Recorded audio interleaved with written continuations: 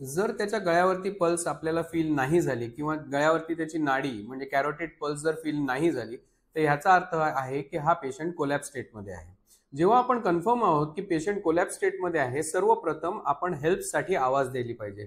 Help कोण करू शकतं? आजूबाजूचे लोक करू शकतात किंवा तिकडे कोणी पॅरामेडिक वर्कर असेल किंवा डॉक्टर असेल तर मदत करू शकतात.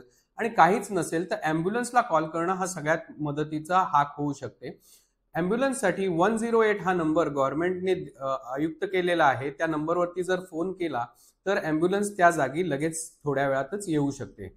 पण ती ॲम्ब्युलन्स येईपर्यंत आपण सीपीआर चालू केला पाहिजे. सीपीआर देताना पहिल्यांदा त्या पेशंटला फ्लॅट जागेवरती झोपवलं पाहिजे. एअरवे जसं ए सांगितलं, एअरवे स्ट्रेट केला पाहिजे चिन वर करून आणि त्याच्या छातीच्या बिलकुल मधोमध आपण सेंटरमध्ये आपला हात पूर्ण लांब करून पहिल्यांदा उजवा, जर माणूस राईटी असेल तर उजवा हात वर ठेवून डावा हात त्याच्यात फिक्स करून छातीच्या मधोमध कॉम्प्रेशन्स दिली पाहिजेत. जी कॉम्प्रेशन साधारणतः 5 सेंटीमीटर पर्यंत डीपमध्ये जाऊ शकतात. कारण की जेव्हा पेशंट फेल्युअरमध्ये जातो, हा हार्ट जेव्हा काम करत नसतं तेव्हा ह्या हार्टला आपल्याला पंप करायचं असतं, जेणेकरून त्याच्यातलं रक्त पूर्ण मेंदूला आणि पूर्ण शरीराला आपल्याला पुरवठा करता येईल.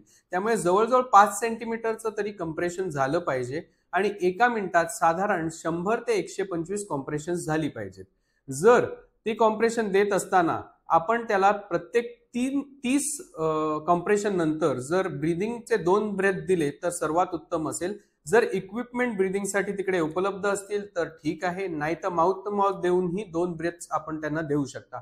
जरी ब्रेथ नाही देऊ शकलात तरी सीपीआर कंटिन्यू करायचं आहे आपल्याला. मी आहे डॉक्टर मतीन आणि मी तुम्हाला माहिती पुरवत राहीन माझ्या चॅनलच्या थ्रू, ज्याचं नाव आहे pulse check with doctor Mateen.